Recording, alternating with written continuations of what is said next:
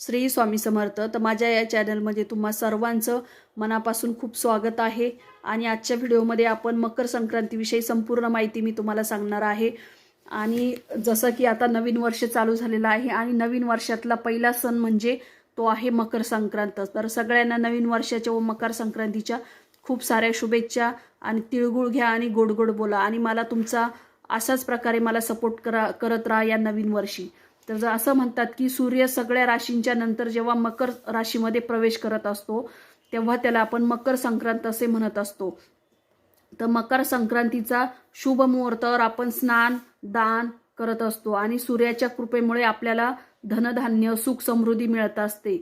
असं जसं की मकर संक्रांतीच्या दिवशी हळूहळू दिवस आपण म्हणतो की थोडा कणकण मोठा होत तिळाप्रमाणे कणकण मोठा होत जातो. म्हणजे सूर्यदेवता आपल्यावरती प्रसन्न होत असते आणि सूर्याचं दर्शन आपल्याला घडत असतं.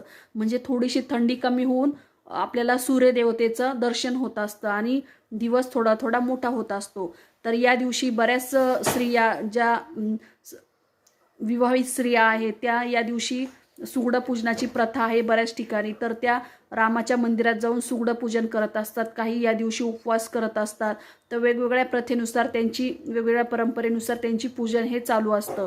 तर त्यात सौभाग्याचे अलंकार आपण पूजेसाठी देत असतो. सर्वही जे काही भाजीपाला जे काही नवीन या सीझनमध्ये आलेला असतो, बोरं जे भाज्या वगैरे आलेल्या असतात नवीन, त्या सगळ्याही दान देण्याचं काम आपण त्या सुगडांमध्ये भरत असतो आणि ते आपल्या रक्षण करावं यासाठी आपण हे सुगडं पूजन करत असतो.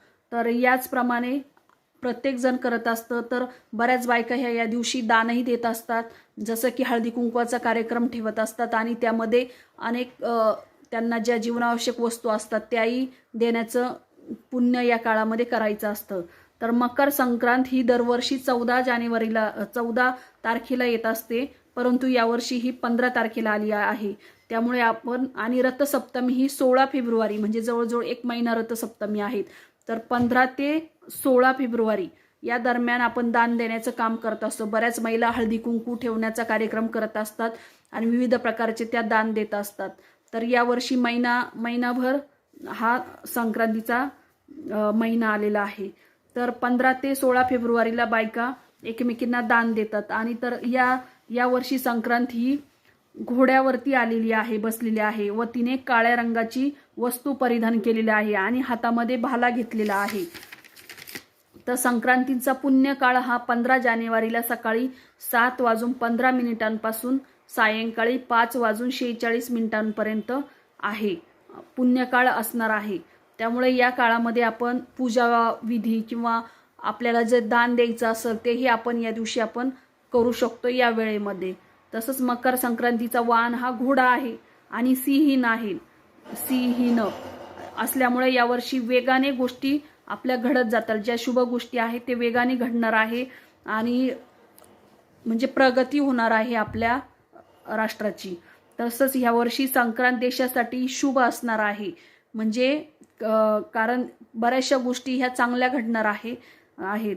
तर ती संक्रांत ही एक ब्राह्मण आहे आणि ती भक्षण करत आहे आणि सोन्याचे दागिने तिनं घातलेले आहे आणि ती उत्तरेकडून दक्षिणेकडे जात आहे असं म्हणतात. संक्रांतीनं ज्या वस्तू परिधान केल्या आहेत त्या वस्तू या वर्षी महाग होणार आहे.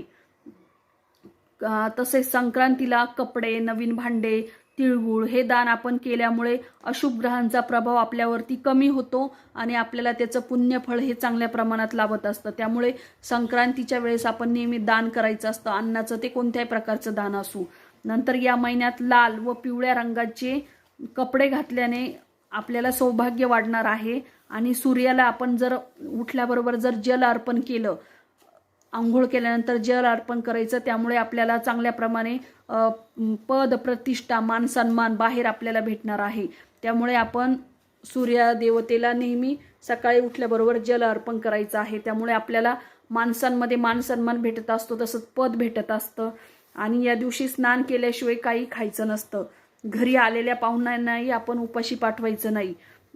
तर अशा प्रकारे जर आपण संक्रांतीची पूजा केली, संक्रांतीला दान धर्म केला आणि आपल्या पदरामध्ये आपण पुण्यच मिळवायचं असतं, तर अशा प्रकारे तुम्हीही अशा प्रकारे तुमची ज्या पद्धतीने परंपरा असेल त्या दिवशी तुम्ही त्या पद्धतीने तुम्ही करू शकतात. हे संक्रांतीचं वाण देण्याचं कामही करू शकतात आणि या दिवशी जास्तीत जास्त पुण्य मिळवण्याचं काम आपण करू शकतो. श्री स्वामी समर्थ.